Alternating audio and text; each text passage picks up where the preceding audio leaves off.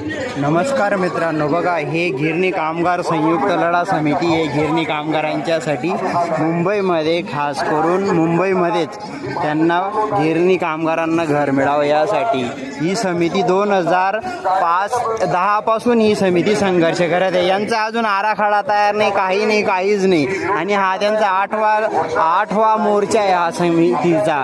तरी अजून मगाशी जे सुनील शिंदे साहेब, आम्ही सचिन आयर साहेब येऊन गेले, आमदार जे आपले विद्यमान प्रचलित कार्यरत आहे ते इथे येऊन गेले. त्यांनी सुद्धा अजून यांना फक्त एवढ्या सर्व गिरणी कामगारांना फक्त आश्वासन दिले तोंडी. तर बघा, मतदान देताना आपण हा असल्या गोष्टींचा विचार करत नाही. याच्या पुढे मतदान करताना आहे ना, जरूर विचार करत चला. कारण 25मध्ये 24मध्ये खासदार आमदारसाठी जे मतदान केलं गेलं, त्या मतदानाचा तुमचा असा शोषण होत चाललंय त्या मतदानाने.